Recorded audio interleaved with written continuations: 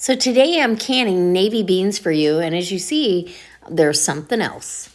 Well, hi guys, welcome back to Linda's Pantry, and today I'm excited to bring you along for another canning video. So I used 2 cans of navy beans the other night in a navy bean and vegetable soup that I made, and it lasted us for 4 days. It was wonderful, absolutely wonderful.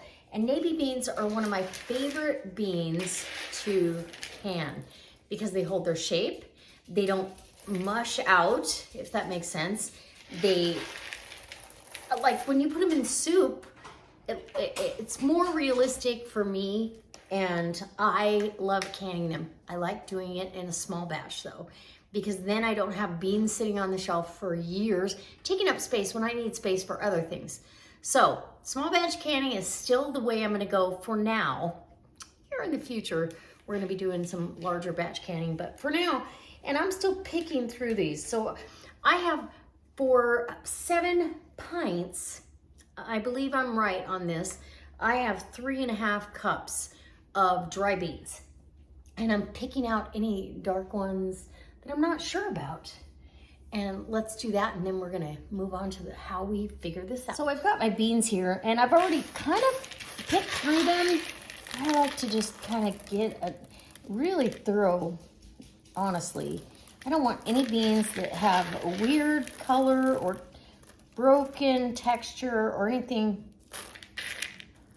They may have been damaged, who knows, I don't know. No rocks. I know I don't have any rocks or anything.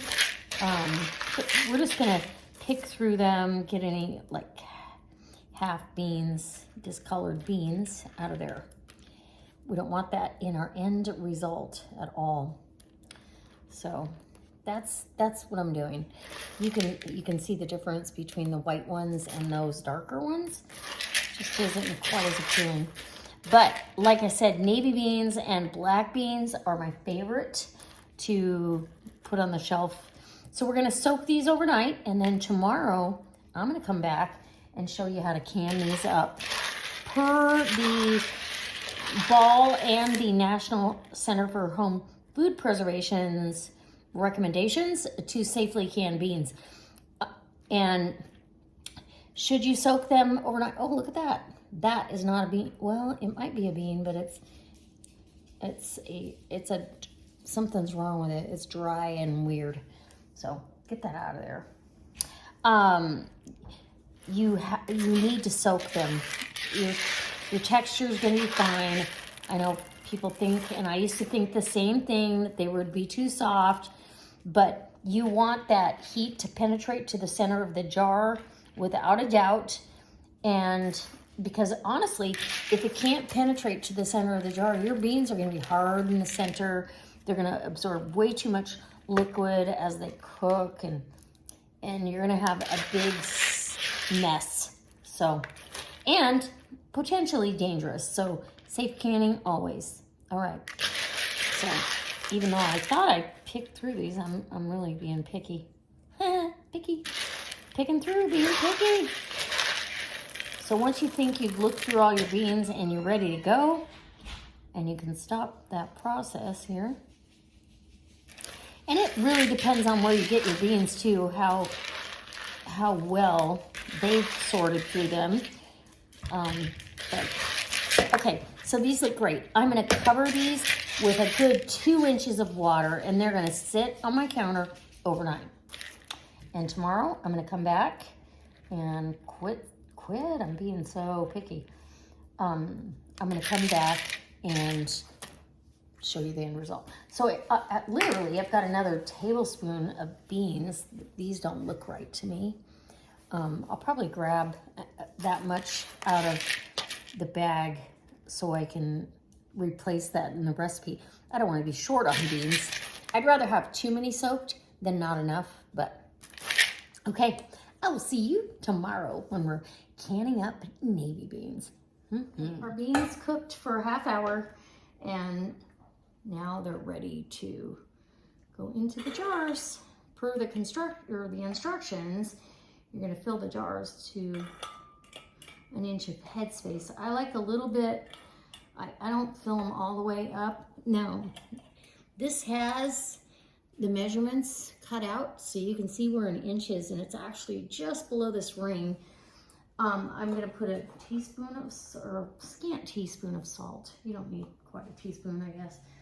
And hot water to that inch of headspace. So those beans are gonna continue to absorb liquid, and I don't want them to end up dry at all. So I don't quite go to that 1 inch headspace, and I'm looking for my poker here. I'm gonna see how loosely that is. I could even put a few less. So a little bit of salt, that's really all you need. And you could leave the salt out if you have salt restrictions. I'm going to now wipe the rim. And I'm gonna put a hot lid, which is 4 jars lid, hot, and center that on there. You're gonna have your fingertip tight, that's it. And in the canner, these go. Look how beautiful, nothing better. These make quick and easy baked beans. If you wanna see how I do that, let me know.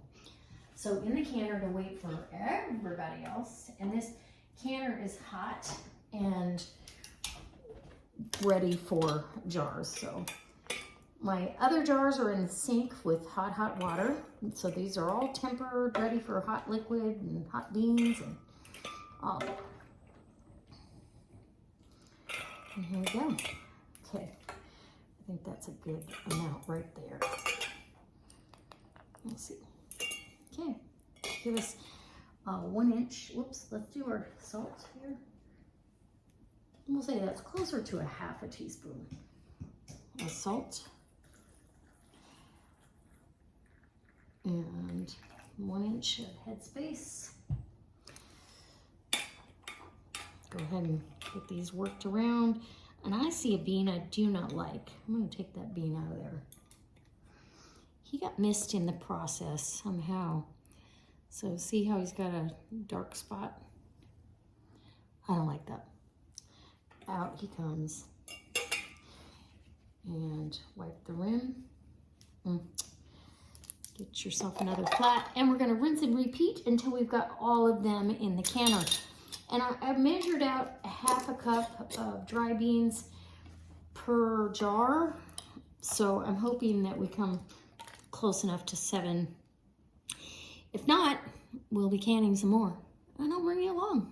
Well, maybe this time we'll do baked beans. So plan B, I did not have enough beans. I had enough for 5 1/2. So I've got 5 full pints and a half pint jar. So I filled that. I still don't want to run my canner not full. So in the refrigerator, I had a petite sirloin, and I just cut it up. I'm gonna raw pack that. That can totally be compatible with that. I might need a little bit more. I've got another one, so I'll get that cut up.